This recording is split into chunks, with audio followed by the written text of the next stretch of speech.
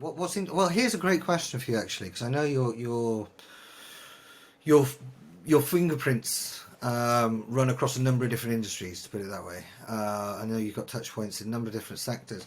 Um, are there certain sectors that are ahead of others, and are there certain sectors that we can look to learn from? I'm thinking again, of echoes of.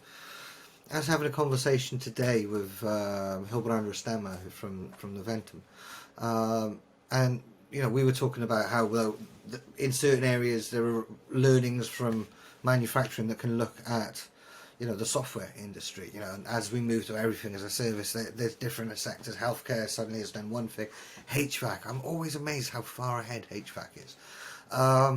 From a marketing point of view, does that apply? Are there certain industries? I would imagine, you mentioned IBM and HP at the beginning.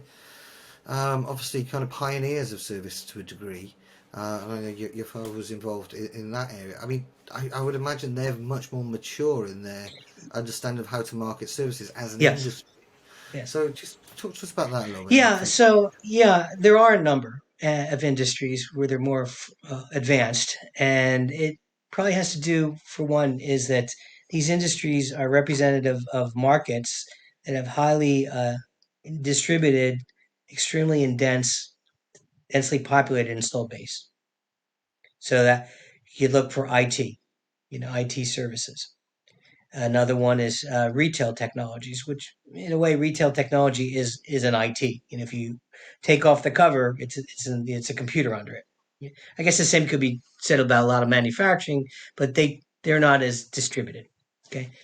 Another one would be medical devices, big area, and part of that is because in a hospital, for some hospitals, they find some hospitals prefer to do in-house maintenance, and they take on service of everything, but others know they want to have a single point of contact for servicing all the technologies.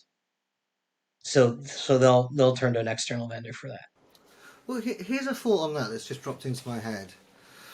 Because again, healthcare is always an interesting one. I've always found it fascinating. I've spoken at the field service medical show many times, both here in. It no longer is here in Europe, but when it was here in Europe, I spoke regularly at it, as well as San Diego. Always at a lovely golf course in San Diego. Torrey That show. Pines, That's not probably. why I go. That's not why I go. But it's always. Do you know the one time, the first time I went there, actually, it hadn't rained in San Diego for something like 5 years. I flew out as a Did you feel Welshman. like writing a song about that? It rained for 4 days. Uh, All I had to do was turn up. The weather follows me. It's a Welsh gotcha. thing. No, I was just But kidding. There's a song about it. Never rains in sunny Southern California. oh, there you go. There you go. It does when I turn up, apparently. Gotcha. Um, You brought the but weather with you. Yeah. everywhere it goes, I always bring Yeah. the weather with me. I'll return that song for you, a bit of telemetry for those British rock fans. But the point I'm getting to before I completely digress, um, I've always found it fascinating because it's a very complex sector, and most of us in the media in field service have taken the route that we have at Field Service News. The guys at WBR, the guys at Copperberg over in the Nordics, and good relationships all across the board with all of them. And we've all largely spoken at a horizontal level. And the only difference being was WBR's decision to focus on the medical sector for that event. I was always amazed at the diversity of conversation there.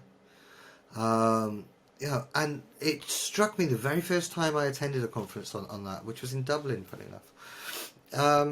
That it's such a complex. I completely understood why that vertical had its own field service kind of show, as it were, because it's that much more complex, and field service is complex as it is. There's a lot of moving parts. Now, I'm just wondering. Sorry, this is a very meandering question. I'm just wondering if it's that complexity in the buy-in cycle as well. I know it's the same over in the States. The different. There's very complex buying cycles. Certainly, it is here in UK with the National Health Service involvement as well. Different setups across almost every country as well. State by state, it's different in America. Plus, there's technology challenges as well with all of the firewalls and the white room environments and all of that.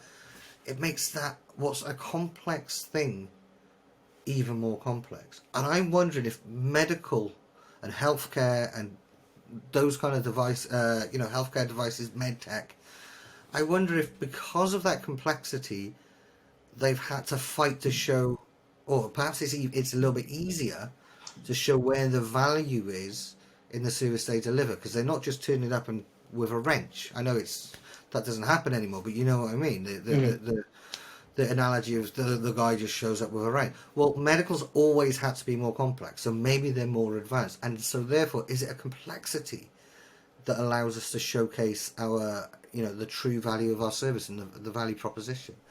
Gosh, that was a long-winded question. I apologise, Michael, but I can see you nodding along, so I think you've got the idea of where I'm going with Yeah, no, that's interesting perspective. Yeah, I'd say the complexity, and the complexity is not just how, well, not the complexity, not just the complexity in servicing it, but because it's so complex, in a way, you can unbundle various aspects of that support because it's it. Yeah, complex and maybe because it's more advanced. So you could sell a customer just a parts only contract. You can sell a service contract. You can sell almost an insurance where we'll insure it, and then when it breaks, you call us and there's a claim that's issued, and we'll pay you back for the support yeah, that occurs yeah. in That's medical. interesting. That brings